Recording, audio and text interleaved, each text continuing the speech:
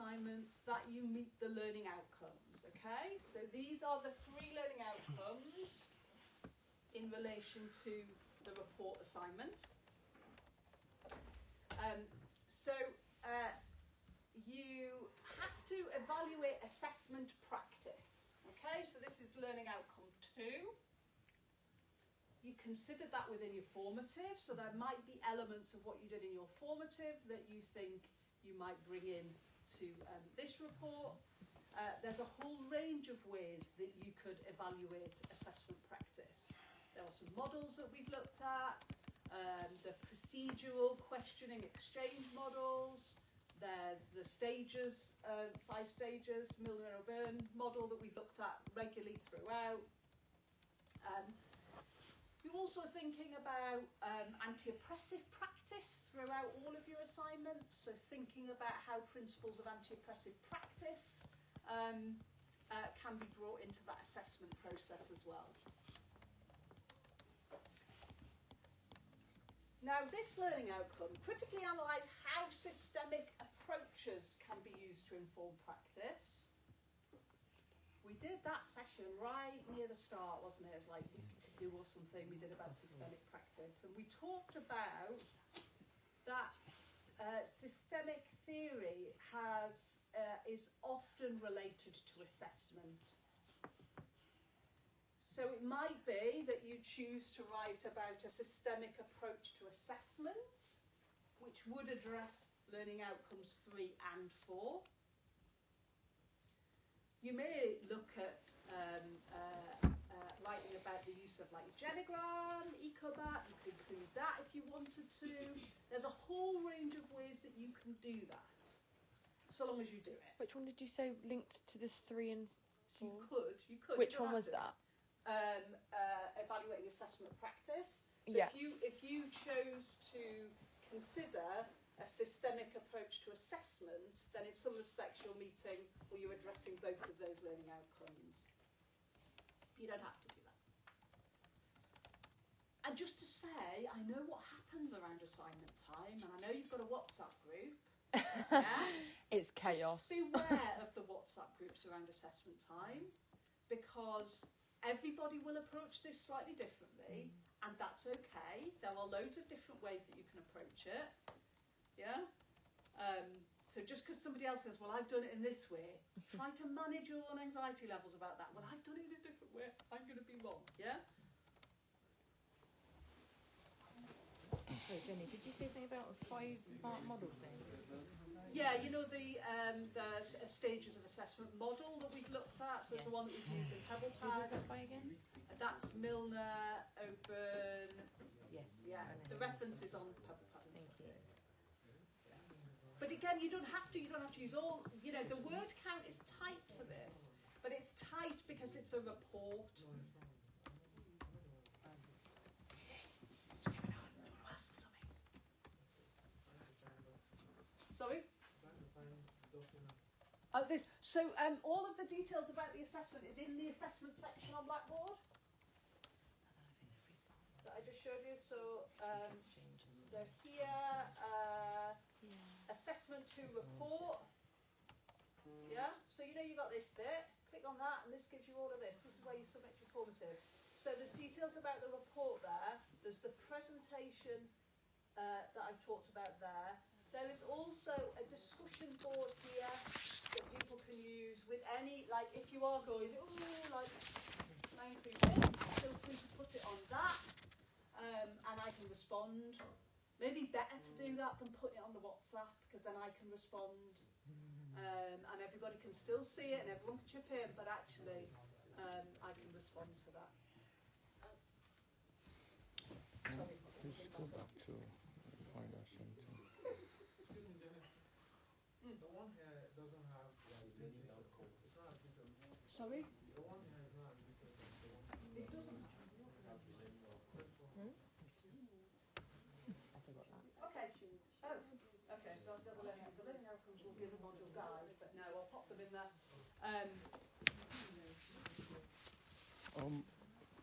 Question. Yes. This is a sample of a report we did, Yes. and it wasn't a critical one. No. So But what you, we, you know, yeah, obviously you were doing that in very limited time, weren't you? so now we have to critically do this one. It doesn't have to come in this way, yeah. So a report format is structured by headings. Again, I'm not prescriptive about how you structure your report, but you would have headings. You would be expected to engage with literature, to read a lot, and reference in the same way that you would an academic essay. Okay. Yeah? Now, in terms of what your reading does, it lends weight to your argument. Yeah? So the wider you read, like if there's a point that is made across all of the literature that you've engaged with, put those references in, because that it's not a view, a perspective that's shared by one person that's considered maybe a bit far out. This is a consistent message that's in all the texts, yeah? That lends weight to your argument. Okay? So you need to do that. I don't want to hear lots about the case. Yeah?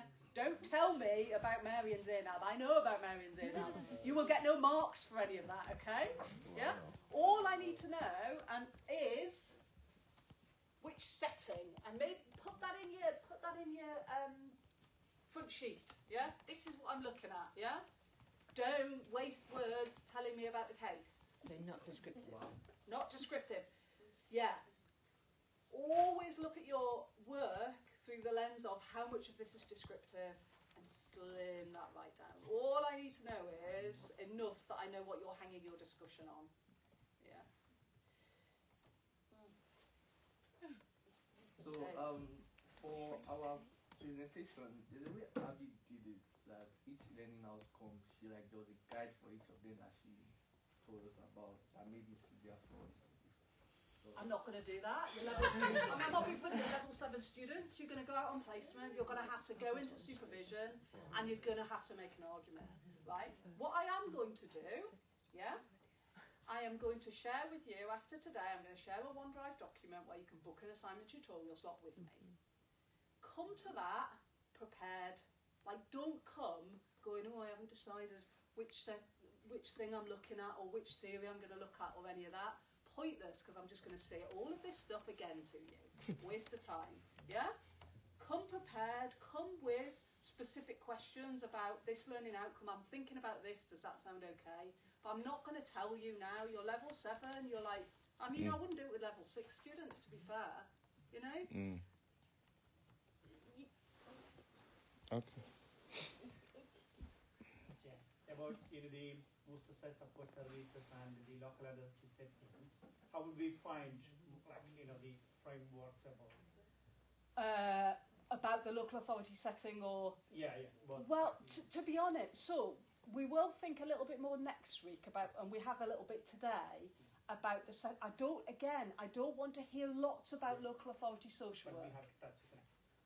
You have to think about, well, what is it about either the voluntary, independent, private sector setting that's, depending on what you choose, so we've talked today about, in terms of person-centred practice, because of the relationship with you and the people that you're working with and the responsibilities of the organisation, that can influence, the effectiveness or the appropriateness of a particular approach.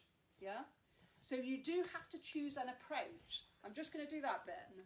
Yeah? So this learning outcome, you have to choose one of the approaches that we've, at least one of the approaches that we've covered within the module. Not systems, because that's covered here, yeah?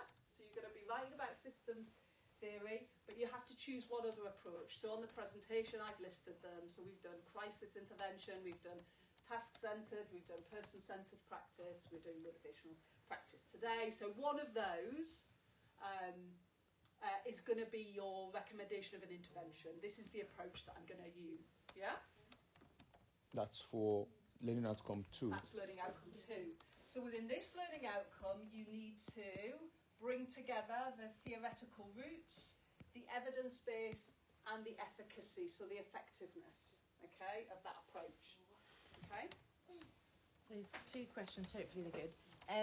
Just to check, the local authority is statutory Yes. and the WSS is voluntary. Voluntary. So there'll be very different Yes. reports. Yes. Question 2, in terms of analysing stuff, because obviously the report is all about, there's no analysis or anything like that in terms of applying theory.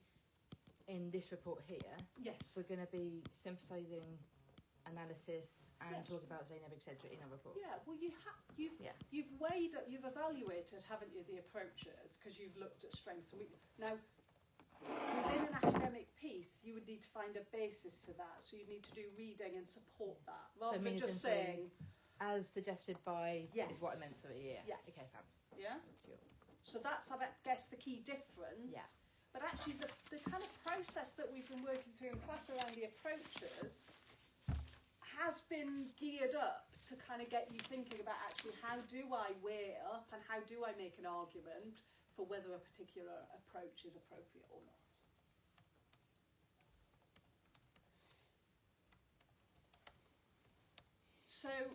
So yes, so it might be that you do find some, I mean, there are articles, I referenced one today about motivational interviewing techniques within children and families. You might find some of that which you might choose to include around learning outcome too.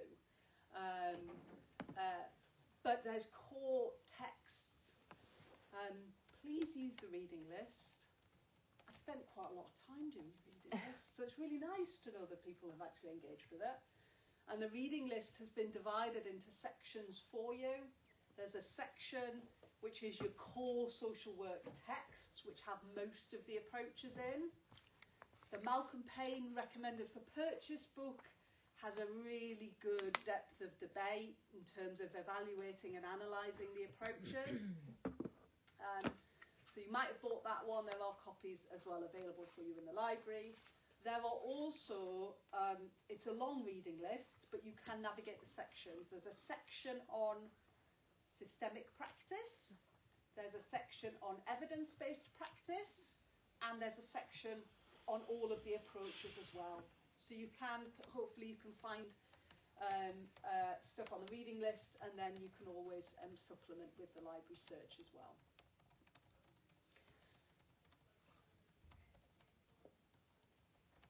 So, what else did I want to say? So, 2,000 words. So it's really gonna, the thing about reports are they are brief, yeah? So it's okay to write in that style. Cut out the floweriness, to make sure that you're kind of getting that depth in there. You are recommending an intervention. Yeah, so I think one of the reports didn't recommend an intervention. That's what you're going to be. Doing, and the main body will be exploring, analysing, and evaluating, that approach within that context and why you're arriving at your recommendation.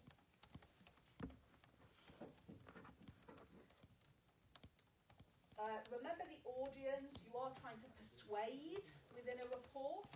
So that's important to bear in mind.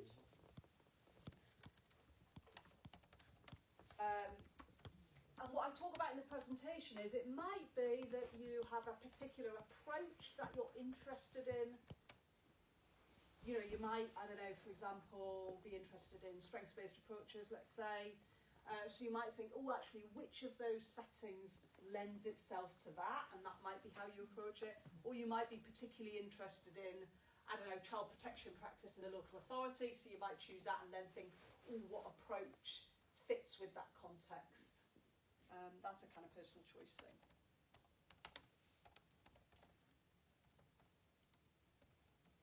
So do watch the recorded presentation as well, just because that'll consolidate kind of what I've gone through today. I'll share the slots that I've got for assignment tutorials with you. Sign up for a slot and then it will be online, so send me a Teams link or whatever for the time that you've booked. But please come with like a plan. And if you want to email me the plan in advance of the meeting, that's fine. We can go through it when we meet. I am able to look at a 10% section of your reports. That's up to 200 words, but that really has to come within that time, yeah? Because, okay, so if you don't use your full half an hour time, I might say, okay, if you want, when you've drafted it, you could send me a 10% section. If we spend the whole half an hour going through a very detailed plan, then that's not important to you, if that makes sense. Okay.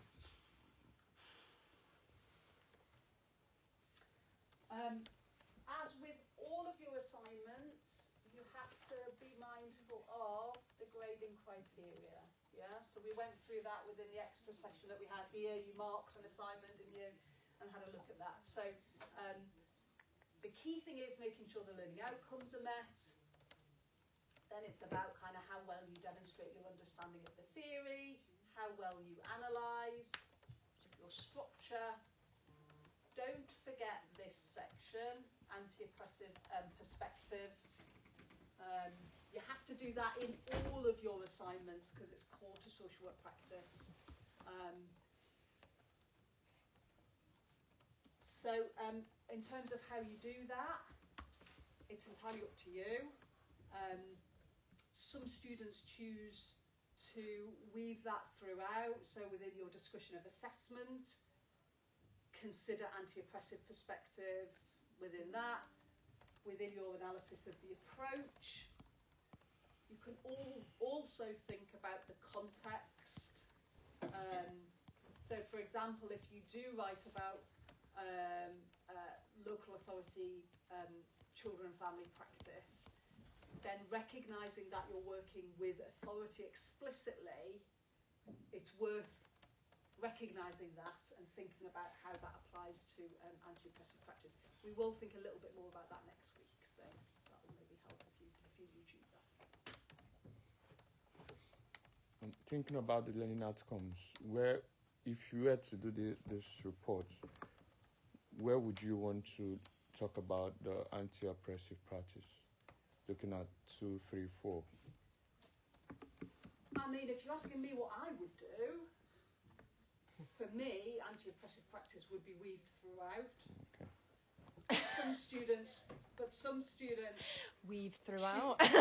but some students choose to have a section about that's okay, so long as you do it, and then it's about how well you do it, isn't it? You know, in terms of like the grading plans and stuff. Yeah. Are we limited to the reading list? No, not at all. Not at all. No. I just ask that you engage with the reading list. That you use some good social work text. Do think about, you know, the sources that you use. You know, use the library search. It's okay to use valid websites, you know, like BASWA, Sky, you know, some of those websites, Social Work England. But no random websites. Do you know, sometimes students quote, you know, some psychotherapist who's written about person-centred practice, and it's like, I don't know this psychotherapist, who are they? They could be writing anything. So just have a critical view on the sources that you use as well. There's lots within the library search that you can use. Get good at searching. Yeah. What about that community care one? You know, this works out. Yeah, that's fine. That is. Yeah, that's okay. Yeah. I mean, it's not peer reviewed. Yeah, of course. Yeah. So use other stuff as well, but yeah.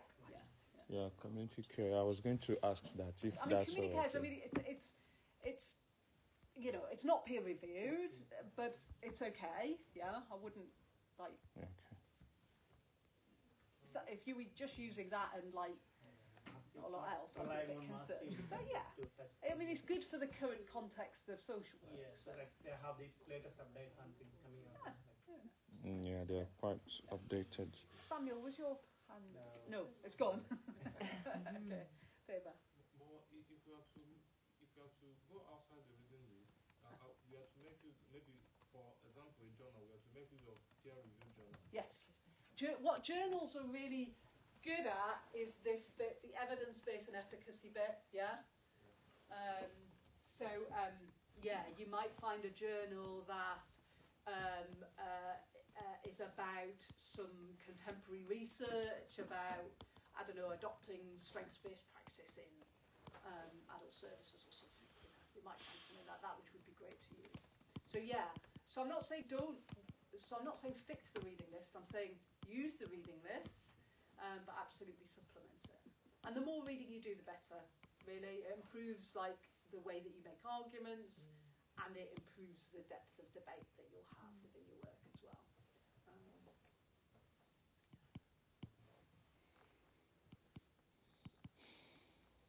Jenny, the last slide you showed, not this one. Is it the rubric? The one that. Yeah. Where can we find it? I think you gave us a copy. It's on the course Blackboard page. Yeah, so not your module page, because that's what we use for all of your modules. Yeah, so it's probably worth flagging this actually. So you're all a member of the MA Social Work course area. Yeah. So if I just make this student view a little bit up. So again, this is a useful place to have a look at periodically. There's a whole section on academic skills as well there that might be of help. The details of formats and all that sort of stuff is on there. These guys are really good for anyone, because I know you've had your formatives back. If anyone feels like, oh, actually just my writing, I need a bit of extra support, those guys are there and they can offer tutorials and stuff to people. There's guides here on how to make your writing more critical, again based on what your feedback was from your formative. And where is it in here? There we are. So it's in the information section there, Holideo grading criteria. Okey-dokey.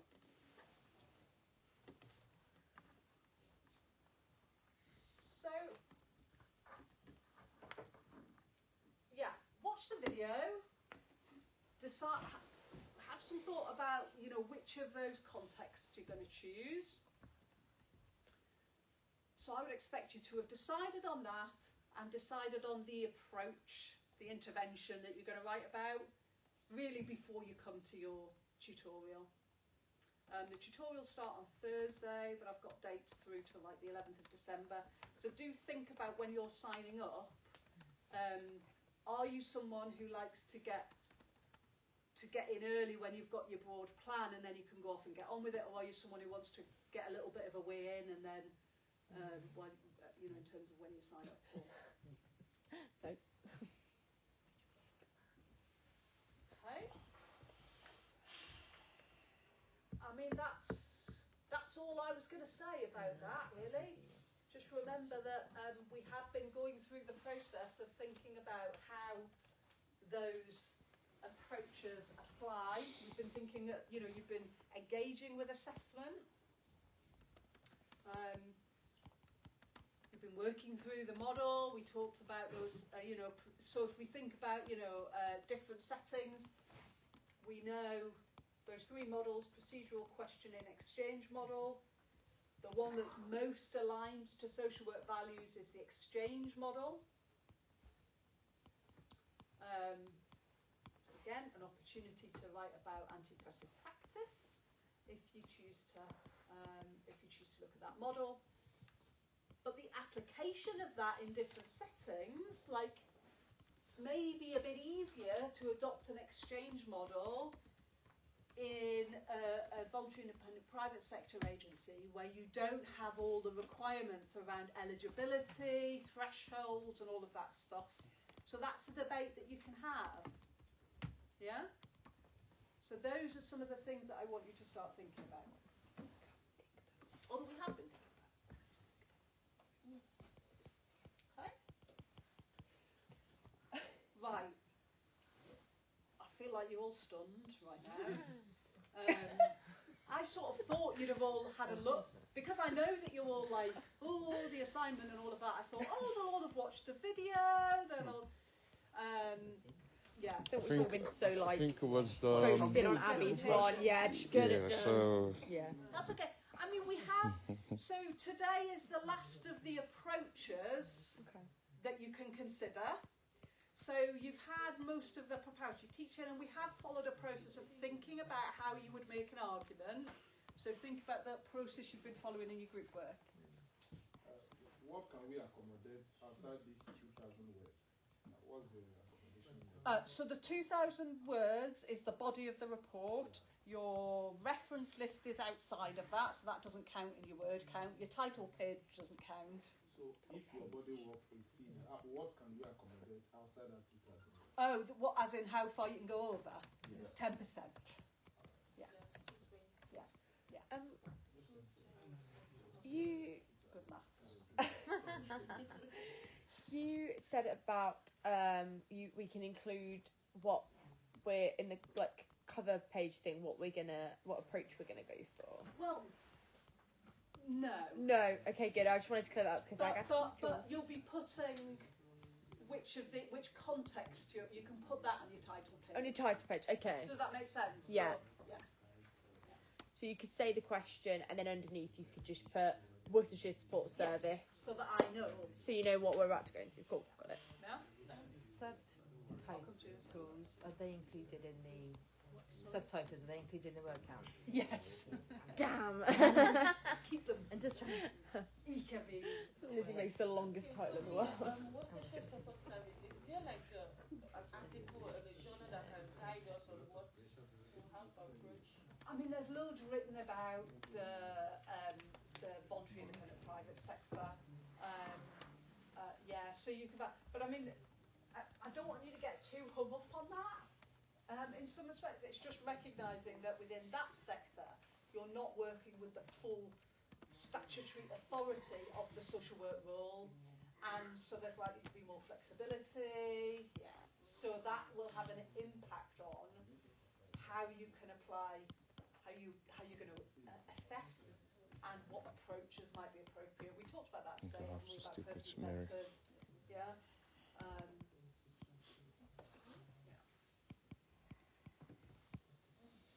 Okay, so we are due a break in 5 minutes. I will stay here till 1:45, so if anyone wants to hang back and ask any other questions, there is the discussion board, so once you go away and you watch the presentation and you start to think through it a little bit more, do put any queries on there ahead of while you're working through the planning phase, and then make sure that you book your appointment where we can talk it through. All right? Okay. Well, I think we're moving rooms, aren't we? We're in BYG. Oh, well, yeah. Going to leave my laptop here to charge. That's in the Are we moving the venue?